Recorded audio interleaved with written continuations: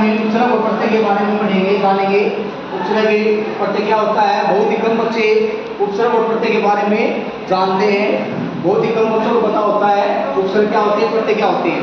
उपसर्ग प्रत्यय होते हैं जो शब्द के किसी भी शब्द के पहले लग करके, आगे लग करके शब्द में परिवर्तन करके वो उपसर्ग होते हैं, और जो शब्द के अंत में लग करके उस शब्द का रूप परिवर्तन करते हैं उसे प्रत्यय कहते हैं। जैसे कि हम उपसर्ग के बारे में जाने, जैसे कि है प्रकार, प्रत्यय है जैसे कि मानवता। उपसर्ग जो होता है वो आगे वाला होता है, आगे वाला पर प्लस में का। जो प्रत्यय होता है वो शब्द के पीछे लगता है, मानव प्लस में का।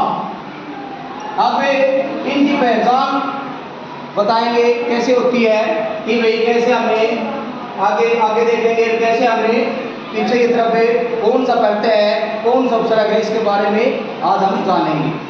देखो पहली बात तो आप कोई भी प्रश्न देखोगे पेपर में हो या कोई प्रश्न है उसमें दिया जाएगा उपसर्ग या प्रत्यय, लेकिन इसको याद कैसे करोगे कि उपसर्ग पीछे होता है आगे होता है। एक छोटी ट्रिक है, ध्यान देंगे। 3 3 और 4, 3 और 4, इनमें पहले कौन सा आता है, 3 आता है, उसके बाद क्या आता है, 4 आता है। यानी कि 3 से उपसर्ग, यानी कि शब्द के पहले लगे वो होता है उपसर्ग, और जो शब्द के बाद में लगे वो होता है प्रत्यय। 3 से उपसर्ग, 4 से प्रत्यय। ये के यानी कि ट्रिक है जो हम इसको समझ सकते हैं।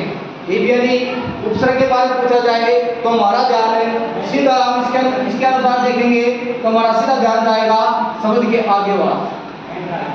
हाँ, एक बात और बताऊंगा आपने, इसके बाद कोई भी शब्द बनता है वो एक मूल शब्द होता है। मूल शब्द का मतलब होता है जिसका कोई न कोई अर्थ नहीं है।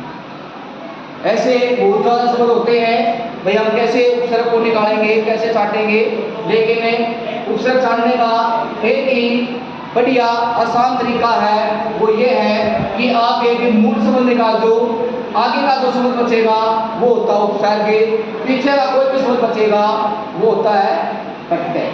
मूल शब्द निकालना जो होता है, मूल शब्द क्या होता है, किसी भी शब्द का एक छोटा रूप, किसी भी शब्द का एक छोटा रूप है। जैसे कि हमारे पास है खाना, तो हमारे पास खा क्या है, हमारा मूल शब्द है। क्या है, मूल शब्द है, और ना हमारा क्या हो जाएगा, इसमें प्रत्यय हो जाएगा। शब्द कब बनता है, प्रत्यय और उपसर्ग से शब्द बनते हैं। आगे जब जुड़े उपसर्ग हो जाएगा, पीछे हम कोई भी जिसका कोई अर्थ न निकले, जो पीछे जोड़ते हैं, जिसका पूरा शब्द का ही अर्थ चेंज कर देते हैं, वो हमारा प्रत्यय होता है। तो आज हम केवल ये जानना, यानी कि आज हमने केवल ये जाना है कि उपसर्ग प्रत्यय की पहचान कैसे करें, और हमने जो करेंगे वो अगले वीडियो में करेंगे। लेकिन आज केवल जब तक हमें ये नहीं पता चलेगा उपसर्ग होता क्या है, प्रत्यय होता क्या है, उपसर्ग कहाँ पर मिलते हैं, प्रत्यय कहाँ पर मिलते हैं, तो उपसर्ग प्रत्यय कभी भी समझ में नहीं आएंगे। ऐसे रहोगे जैसे हम पहले थे। ठीक है, ओके, धन्यवाद।